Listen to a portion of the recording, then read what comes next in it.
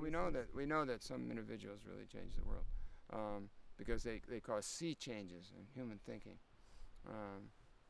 You know, Gandhi caused tremendous changed the world in a certain sense. Probably Gorbachev changed the world in a certain sense. Martin Luther King probably changed the world in a certain sense. You can go back through history and see a lot of people as individuals change the world. I don't have any pretensions like that, but I want to contribute and be part of a movement that changes the world. That's for sure. The only thing that really can save the world is individuals who are committed and who will step forward and put their lives, their fortunes, their intellect on the line. It may be 10 people, it could be 50, 100 people could make all the difference in the world. It doesn't take everyone all at once, but it does take someone and a group of someones, and the more people who begin to step forward, it's contagious. Others will follow, but we need those leaders. Imagine what 100 committed leaders could do to make a difference for the future of humankind. One person can screw the world up, so yeah, I definitely think that 100 people can save it. And I think what we've realised that the real problem with marine conservation is lack of money. You know, the single biggest issue is funding. So if we can actually work with 100 of the richest people in the world to use their money to actually protect areas of the ocean, yes, absolutely, 100 people could solve it. If the other 99 people can do 100 times what I can do, yes. Can 100 people save the planet? Definitely.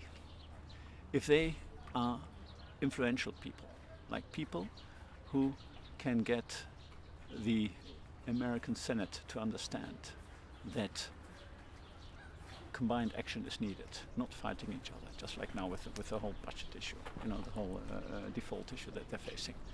I mean, there is so much politics. If you just put the finger on the right points, if the Amazon countries understand that deforestation needs to be stopped immediately, and one person can achieve that, you've done already a lot good.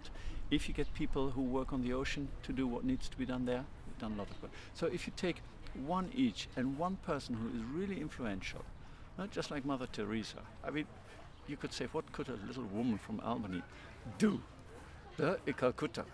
Well, what has she done? She has transformed society to see, to support, to help the most in need and all that. She is probably the best role model of all, talking about role models. How can we translate that to the environment? So some of the role models don't even come from the environment. I mean, it's for me, as I said at another point, it's idealists who put themselves aside but have both feet on the ground. So who do not take themselves important, but just do the right thing because it needs to be done. Yeah, 100 people could save the planet. It depends who these 100 people. I can find you 100 people will save nothing, okay?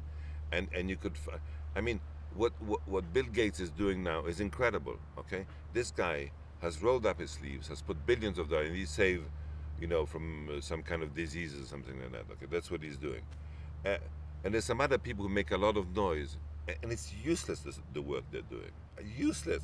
I mean, nothing, zero. So I think 100 people, they might be able, but they have to be very. And I don't even think that these 100 people have to talk to each other, but each of them has to have a very serious program and stick to it for years and years and years. Because these things take years. It's not like, you know, opening a disco and then it closes down. These are big, serious problems that you have to do a lot of homework, and you have to work, and you have to fight, and you have to fight in a very aggressive way to win certain things. But if each of these 100 people, one of them has a narrow thing they want to do, it will work. And you see, a great example is Doug Tompkins. He's not looking at iceberg melting, and he's not looking about the Sierra Nevada, and he's not looking about the koala bears. He has stuck to this beautiful forest in Chile. Now he's looking also at Argentina, but he has stuck to that, okay, and has not asked money to anybody, is not part of any other committees, and he has done his own thing in a very serious, and that's the way to do it. But if you're out there having meetings and meetings and meetings and, oh, I'll help you with it, it doesn't work. You have to stick to what, and in my microscopic way, I have decided this little piece of land that I have in Panama, that is what I'm going to do. I know there's a lot of other things, but I'm going to be like a horse with blinkers, is that what it's called? And I'm going to stick to that, okay? And that's what I will do, the sea and the forest in the back, and that's it. I think it's possible that 100 individuals could inspire people to do it, but certainly can't do it on their own.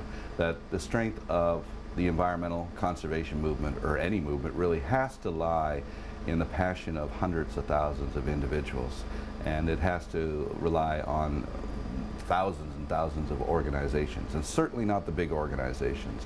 You know, the local citizens groups, the local indigenous groups, it's this cumulative thing.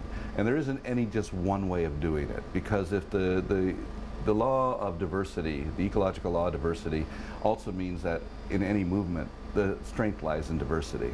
So we need a diversity of approaches, everything from, you know, passivism to more aggressive approaches. We need all of that diversity, and we should embrace that diversity instead of having conflicts between each other. Well, I don't like the way you're doing it, I don't like the way you're doing it. Well, it doesn't really matter as long as your objectives are the same. Just agree to disagree and just get on with the, you know, doing what you do best.